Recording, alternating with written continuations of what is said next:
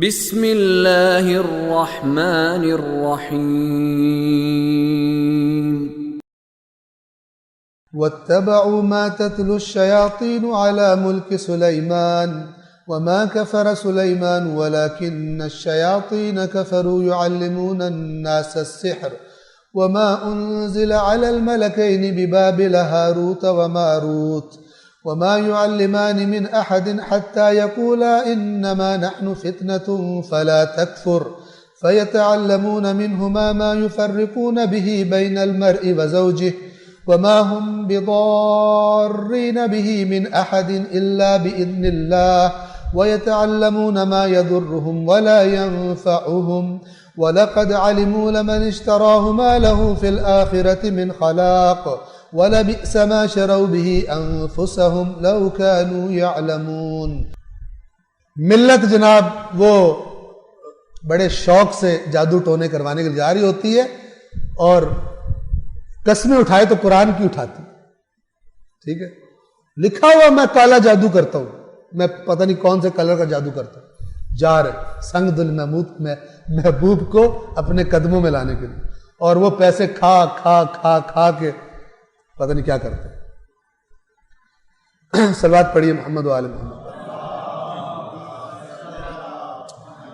فَيَتَعَلَّمُونَ مِنْهُمَا مَا يُفَرِّقُونَ بِهِ بَيْنَ الْمَرْءِ وَزَوْجِهِ، تو وہ ان فرشتوں سے وہ چیز سیکھتے تھے جس کے ذریعے پھر کرتے کیا تھے، شوہر میں اور بیوی میں لڑائیاں کرواتے تھے، شوہر اور بیوی میں لڑائیاں کرواتے تھے۔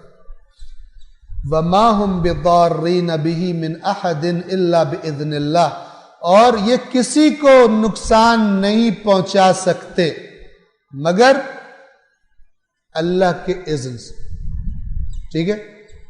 اب اس اذن سے کیا مراد ہے کہ اللہ خوش ہوتا ہے اذن اپنی مرضی دیتا ہے؟ نہیں، خدا نے ایک نظام بنایا ہے، بعض چیزوں میں بعض تاثیریں رکھ دی، چاہے پھر وہ تاثیر اللہ کے محبوب ترین بندے کے خلاف کیوں نہ استعمال ہو جائے۔ مثلا روئے زمین پر 10ویں عاشور 10ویں محرم کو امام حسین سے پیارا کوئی نہیں اللہ پسند، لیکن خنجر کی جو تاثیر ہے وہ امام حسین کے گلے پر بھی اثر کرے گی۔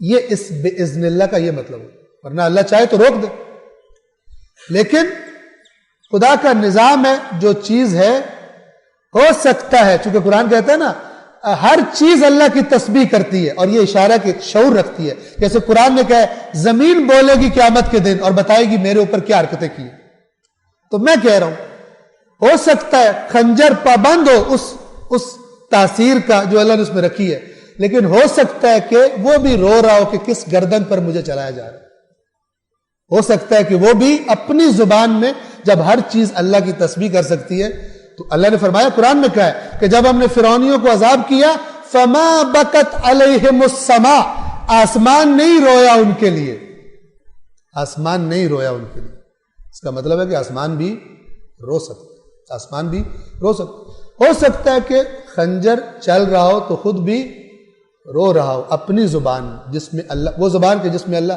کائنات کی ہر چیز تسبیح کرتی ہے۔ تو یہ باذن اللہ کا یہ مطلب ہے کہ یہ اگر خدا چاہے تو کچھ بھی نہیں کر سکتے، لیکن بعض چیزوں میں اللہ تعالیٰ نے بعض حربوں میں بعض تاثیریں مثلا رکھ دی۔ البتہ یہ جو جادو کا موضوع ہے نا، یہ ایک ڈیٹیل موضوع ہے، اور جادو کو جو ہم سمجھتے ہیں نا، اکثر اوقات جادو وہ چیز نہیں ہوتی، یہ بھی ایک بڑی پیچیدہ قسم کی سائنس ہوتی ہے کہ جس طرح ان فرشتوں نے آ کے توڑ سکھایا تو وہ ایکچوئل چیز بھی بتائی کہ یہ ہوتا کیا ہے اور کیا کرو گے تو اس کو تم توڑ لو۔ جیسے گرہ پکی سے پکی گرہ کھولنا سکھانا، تو اس کو بتائیں گے یہ پکی گرہیں لگتی کیسے، اصل تمہیں بتاؤں کہ اس کی مضبوطی کا راز کیا ہے، تاکہ اس جگہ سے ہاتھ ڈالو کہ آرام سے کھل جائے، تو اس قسم کی بات۔ تو یہ کسی کو نقصان نہیں پہنچا سکتے مگر اللہ کے اذن سے، خدا کے اذن کے بغیر کائنات میں کچھ بھی نہیں ہو سکتا۔ اس کا مطلب یہ نہیں ہے کہ جادوگر اللہ سے پوچھتا ہے یا اللہ میں کر لوں جادو، اللہ کہتا ہے کر لے، اللہ کہہ رہا ہے یہ تو کفر ہے، توجہ فرما رہے ہیں۔ فَيَتَعَلَّمُونَ مَا يَضُرُّهُمْ وَلَا يَنْفَعُهُمْ، اور یہ وہ سیکھتے تھے جو ان کے لیے ان کو نقصان دیتا تھا ان کو فائدہ نہیں دیتا تھا. یہ میاں بیوی کی لڑائی کرا کے فیس لے کے سمجھ رہے ہیں فائدہ ہوگا. اللہ کیا فرما رہے ہیں؟ کوئی فائدہ نہیں، نقصان ہوگا، کیونکہ ٹھکانہ جادوگر کا جہنم ہے. وَلَقَدْ عَلِمُوا، ان کو اچھی طرح یقیناً ان کو علم ہو چکا تھا کس بات کا؟ لَمَنِ اشْتَرَاهُ مَا لَهُ فِي الْآخِرَةِ مِنْ خَلَاقٍ، کہ جو بھی اس کا خریدار بنے گا جادو کا، اس کا، غور سے سنیے، اس کا آخرت میں کوئی حصہ نہیں. جادو کرنے والے، جادو کے چکر میں پڑنے والے، ان کی آخرت خراب ہے. مَا لَهُ فِي الْآخِرَةِ مِنْ خَلَاقٍ وَلَبِئْسَ مَا شَرَوْا بِهِ أَنفُسَهُمْ. اور پھر فرمایا کہ کتنی بری چیز ہے، جب آخرت پوری ضائع ہو گئی تو کتنی بری چیز ہے جو انہوں نے خریدی ہے. فیس لی ہے جادو کرنے، یہ جادو کی فیس بھی بہت بری ہے اور دین کی تحریف کی فیس بھی بہت بری ہے. لَوْ كَانُوا يَعْلَمُونَ، کاش انہیں علم ہوتا. کسی کے ذہن میں سوال ہے، یا اللہ یہ پیچھے آپ نے کہا ان کو علم ہے، ان کو علم تھا کہ یہ کیا کر رہے ہیں، اور ابھی آپ کہہ رہے ہیں کاش ان کو علم ہوتا. یہ دو علموں میں فرق ہے. ایک علم وہ ہے جس پر عمل نہیں ہو رہا، اس کو پھر اللہ کہتا ہے تمہیں علم ہی نہیں. کاش تمہیں علم ہوتا، یعنی یہ جو تم کر رہے ہو تمہاری معلومات ہیں، لیکن علم وہ ہوتا ہے کہ جس سے انسان استفادہ کرے. مولا علی علیہ السلام کا فرمان